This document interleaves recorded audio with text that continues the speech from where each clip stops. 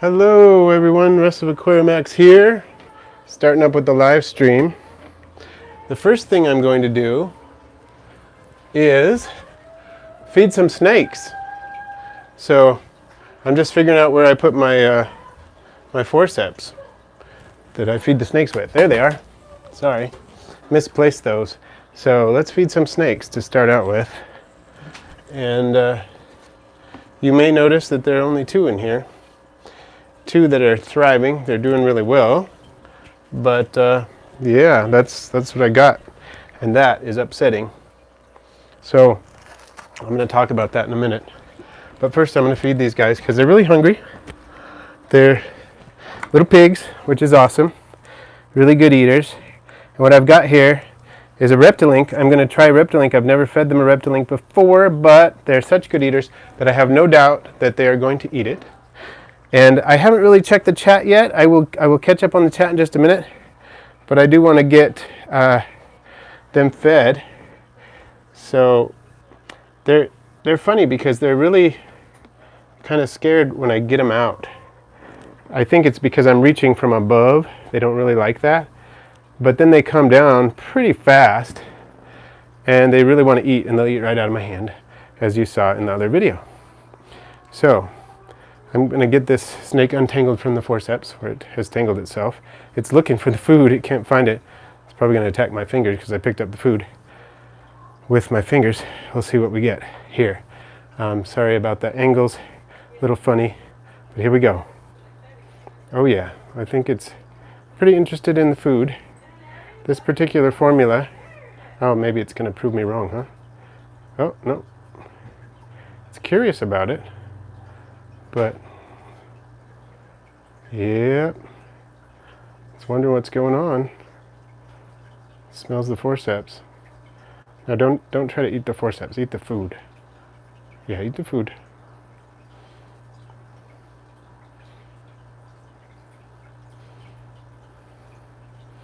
That's a weird reaction. Never seen that. It might take a minute to get it to actually eat it. Maybe it won't even eat it. I don't know. I just dropped a piece of food. But it's worth it. It's worth a try. It's worth the experiment, right? Oh, there it goes. Took a bite. Now this particular Reptilink formulation is rabbit and quail. This is the formulation I use with our corn snake, and so it's whole rabbit and whole quail. It's got the fur, it's got the feathers, it's got the bones, it's got the organs, everything. So it is much healthier than, you know, a lot of possibilities for feeding them. They are getting the whole animal benefit.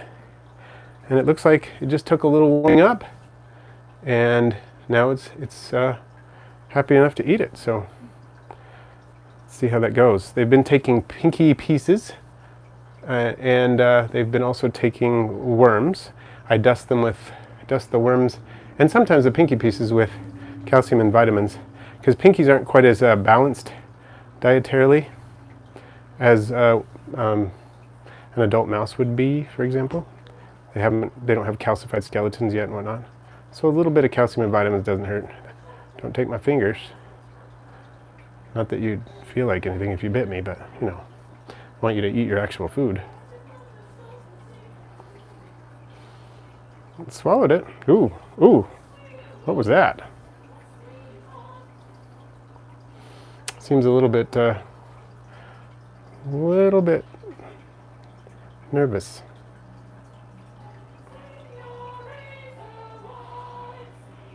Sorry, it's hard to shoot from this angle. Hopefully you can see what's going on.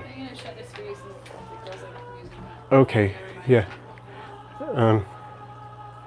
Sorry, I don't know if you can hear my kids playing the music. And so, I don't know if that's going to demonetize the stream or whatever, but that's okay. I'm going to try the other one on this in a second because it took one piece, but it's not quite as aggressive about the food as it normally is. So I'm going to put this one down for a minute. We'll try the other one. See how it does.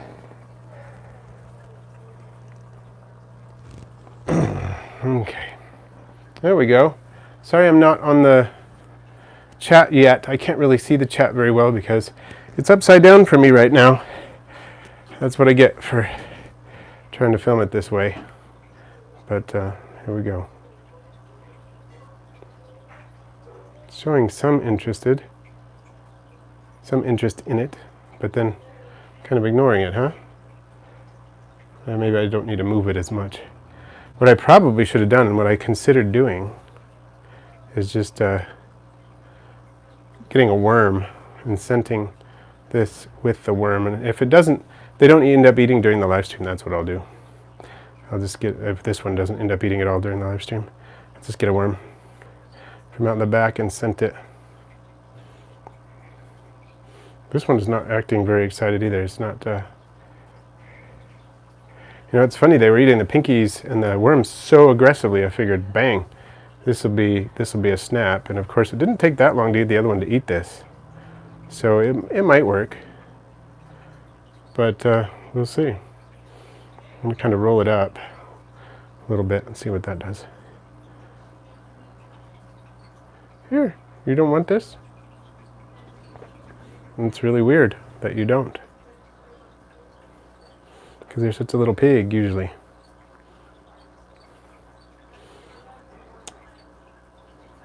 I may have to do some scenting with the worm, like I was thinking. Should have done that from the beginning. But I was kind of pressed for time and thought it was worth a try since they're such huge eaters. And I'm going to actually try putting a piece down here by this snake and see if it just happens on it, what it'll do. That's worth a try. Because it's not in there with the other snake. Don't want to feed them together because that can be dangerous.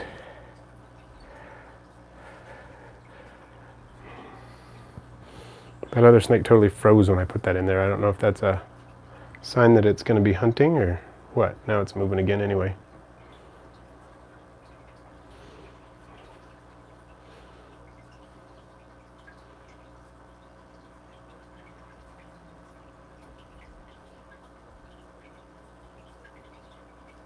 Okay.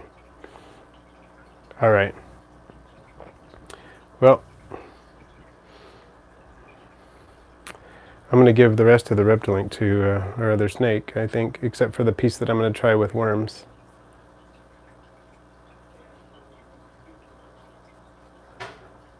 Okay. And, you know, I thought about feeding them fish. I certainly have enough endlers for that. I could totally do that in terms of, you know, an occasional fish. And endlers are supposed to be free of thiominase, which is the enzyme that can be really bad for snakes and other creatures, that is found in goldfish, for example, which is why goldfish are a bad staple diet for garter snakes. They can be given occasionally, but if that's all you get, then they will eventually die of a vitamin B deficiency, thiamine deficiency, which causes neurological damage before the snake dies, and then it finally just dies. So, all right, well, my decision has been made. I am going to try this later with a worm, because they don't seem terribly interested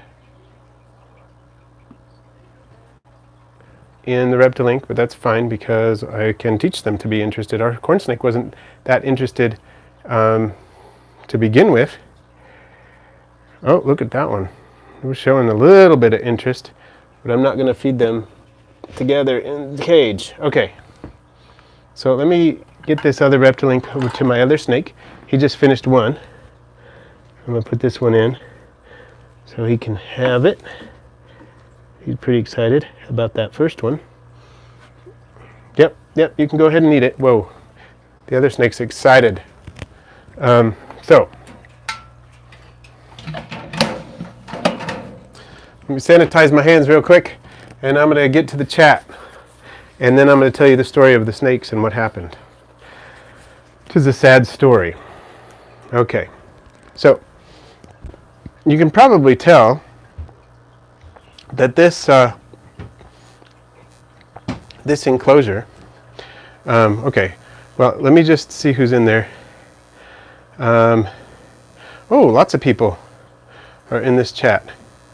Reptiles and Fish got a pet blind snake. Ah, those are cool. I used to see those in Hawaii. They're the only kind of snake that lives there. And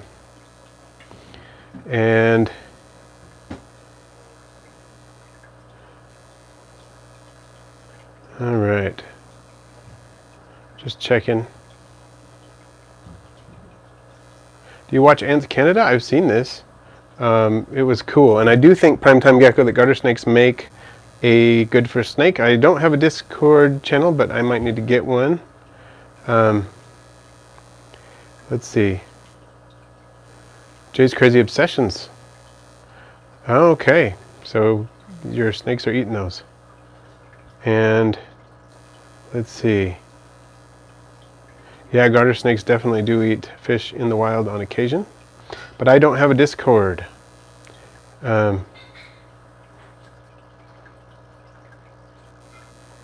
Yes, okay.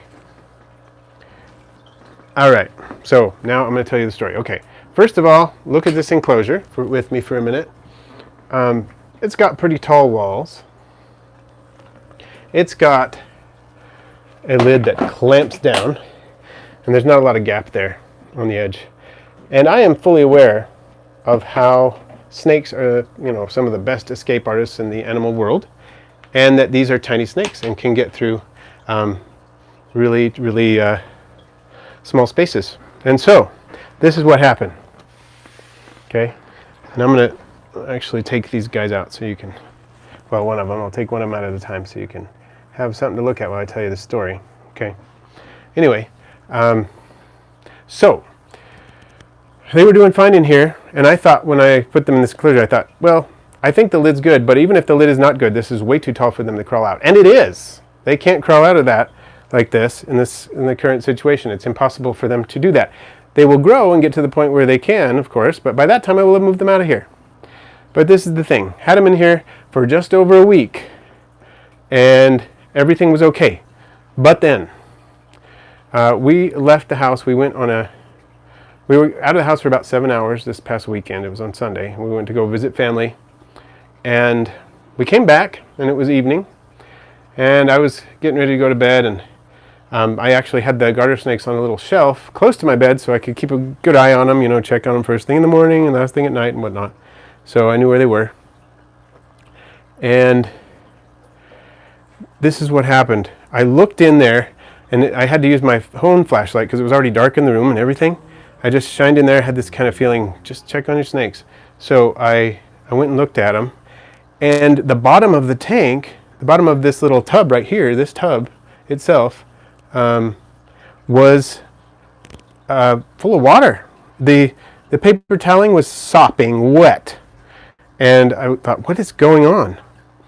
And so the lid was on, everything was fine, the container was where I had left it, and the lid was on, but all these, the paper towel was really wet, and I thought, that's not a good thing. I can't let the snakes go like that overnight because, snakes, especially, well, there are aquatic snakes that can handle it. Garter snakes cannot handle being wet for long periods of time. They will get skin blisters and things like that.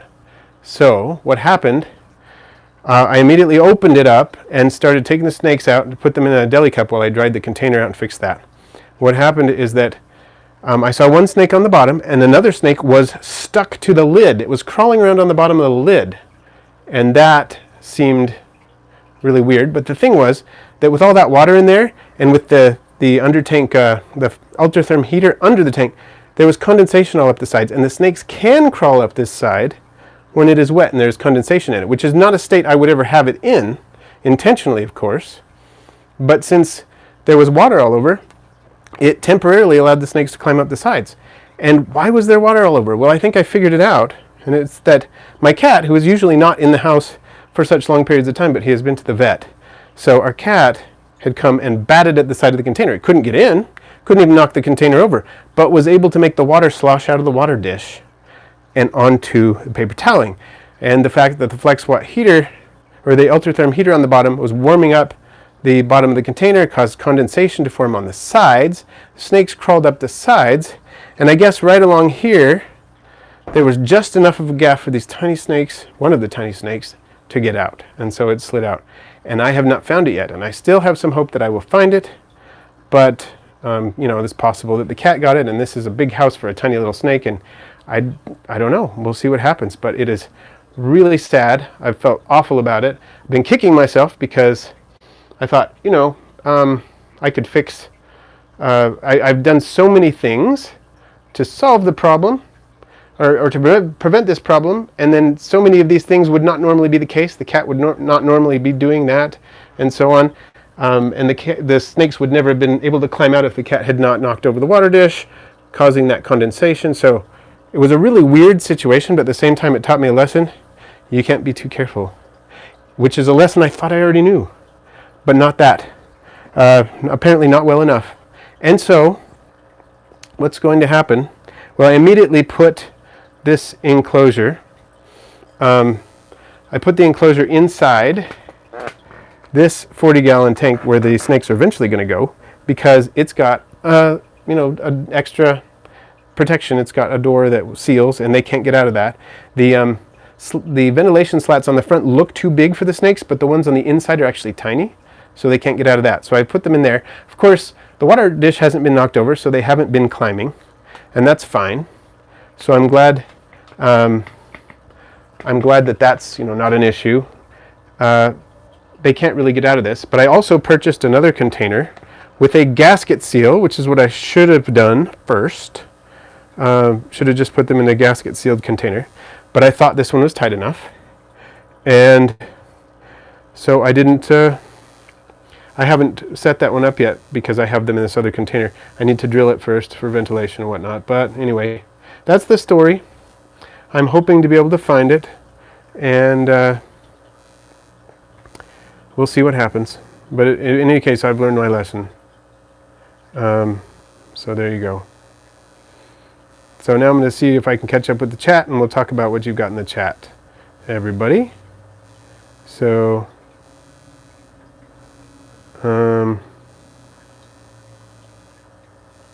reptile, fish, and fish short. Oh, that's so sad. Your vinegaroon just died. Sorry to hear that. And Cloud 9.5 working on a terrarium for some frogs. Awesome. What kind of frog? Let's see. I'm trying to catch up, everybody. Let's see.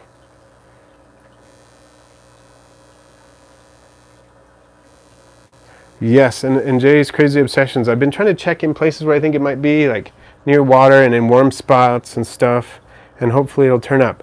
I'm worried that it's going to dehydrate because there are tiny snakes, and that's a danger with baby rattlesnakes, baby garter snakes, is dehydration. So hopefully it's not too late, but we'll see. I mean, my cat he doesn't really bug other animals very much. He was just super bored because he'd been trapped in the house for so long because he'd been to the vet. White's tree frogs is a good idea, Cloud 9.5. I think that's great. Oh, yeah, in the litter box, that would be awful. And I do love blind snakes. I used to find them in Hawaii, like I mentioned, and they're super cool. And some of them are also parthenogenic. There's the species in Hawaii and they call them flower pot snakes because they end up in flower pots in warm areas. So yes, I will, oh, whoa, took a little leap there. As Elaine says, yes, bad kitty and learn from our mistakes, and I definitely have. And Jay's Crazy Obsessions, that's awesome. Okay, I've got some geckos for you if she didn't say no. So Jace, yes, there were 3 snakes, 3 garter snakes, in addition to our corn snake. But now one of them got out because of a highly bizarre series of events. And let's see. Damien Archuleta just got some Porcellio expansus and Porcellio spatulatus today. Awesome. Those are some really cool isopods. Porcellio expansus is really the one that got me interested in the Spanish isopods years ago, before there were any in the U.S. And I was thinking about getting some. So they're super cool. And Salvo, hello. And Gator Dave is getting some dairy cows from me. We've been communicating on Instagram. If you don't know that I have an Instagram, what do you call it? An Instagram account, Instagram channel, whatever. I'm on Instagram. I am now as Aquarimax Pets. It's new. I have only been on there a few months, but it's pretty cool. So Gator Dave contacted me and got that going. And he's going to get some dairy cows soon. Okay. And Cloud 9.5. When I have enough rubber duckies, definitely you can buy some from me. I don't have enough yet because they haven't been breeding yet, but hopefully I'll get them breeding soon. Whoa. Okay, this one's going back. I'll pull out the other one. It's getting a little crazy. Both of these have shed nicely once since I got them, and I've only had them a week and a half. But they both shed, making them look pretty nice. I think this one is the one that shed most recently. Look at that. Looks pretty beautiful, don't you think? I think so.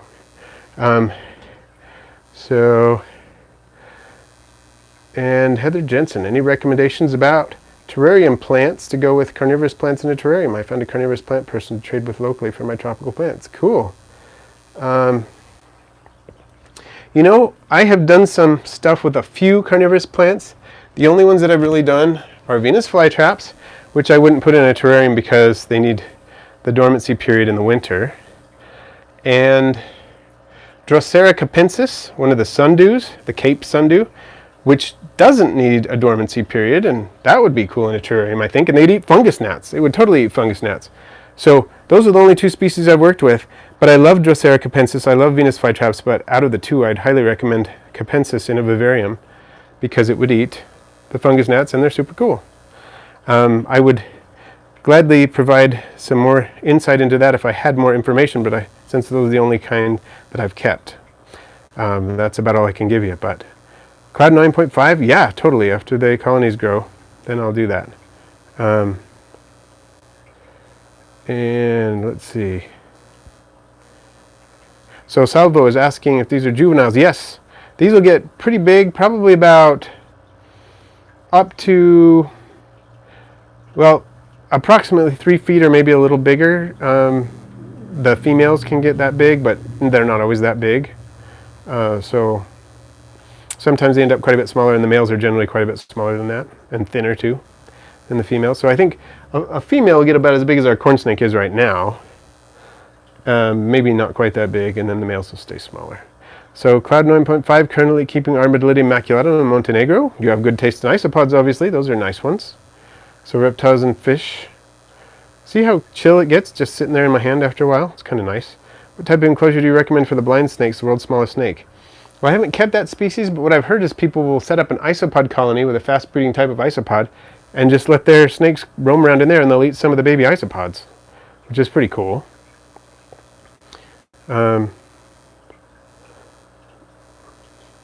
Cool, that's awesome.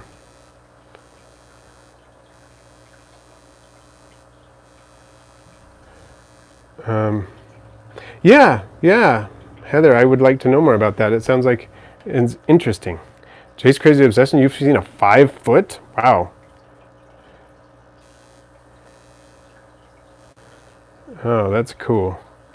Be at the bug fair for 2020. Who knows? That would be cool. The LA Bug Fair? I might do that. There's one of the Southern California groups was interested in me in coming out and doing a talk at some point. So I might be able to do that. That would be cool. I would love to. I think that would be cool. The Southern California Invertebrate Association, I think, is the one. And I would love to do that at some point. So maybe we could make it a dual trip or something. That would be cool. And Little Bob, good point. We have some garters that get pretty big, some that don't get nearly as big. There's, I think, the Butler's garter. Is that the one I'm thinking? I could be wrong, but it's a pretty small species, like a dwarf species of garter. And we have some that get pretty big. There's a giant garter snake species, Thamnophis gigas, I think it is. It gets really pretty big. And Stefano, thinking of getting a snake, but unsure which one to get. Well, two that I am now, keeping. Yeah, I'm now keeping, and I love them. Are these garters? These are red-sided garters, but you could do any species of garter, just about. And as long as it's captive bred, don't get a wild caught one. And then corn snakes are great too. We've had a corn snake for about a year. Love it. Super easy to feed. Super chill. Really fun. So, yeah, those are some options for you. And let's see. Reptiles and fish, could you do a video on your vinegaroon? Yeah, In fact, I have done one, but I'm planning on doing a best pet invertebrate video on vinegarins because they do make excellent pets, and I think that would be fun. So I'll be working on that. Yeah. Let's see. Okay, Gator Dave. Fungus gnats are not necessarily a problem, except that they're annoying. I mean, they don't really cause huge problems in most cases.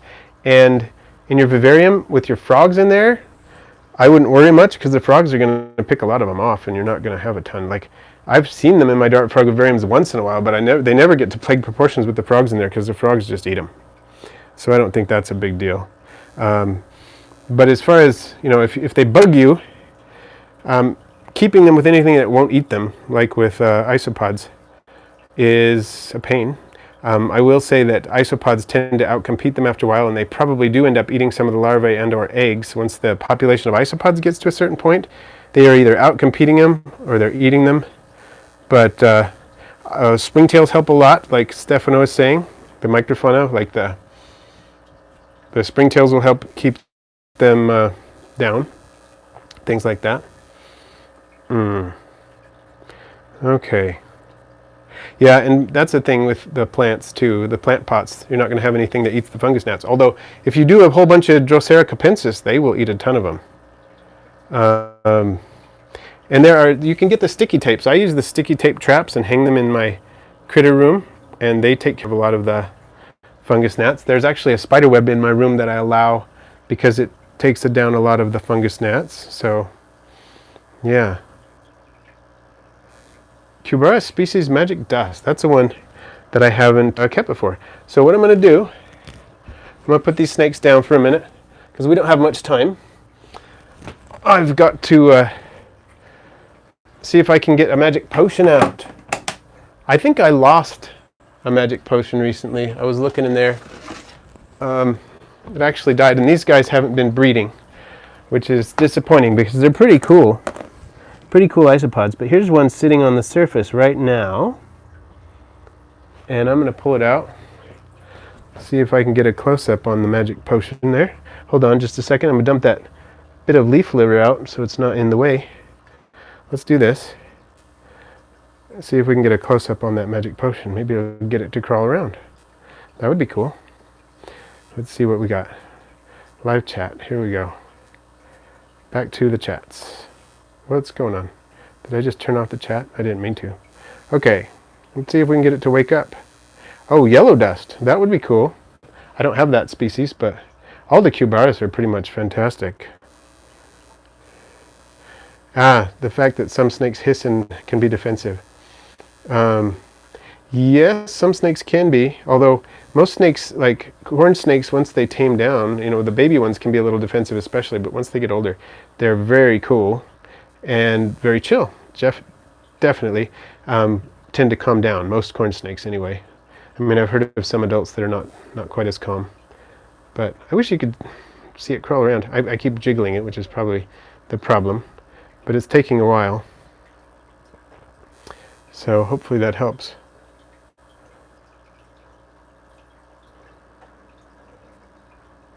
Yep, I'm trying to be patient to see if it'll move, but it's not doing a whole lot, is it?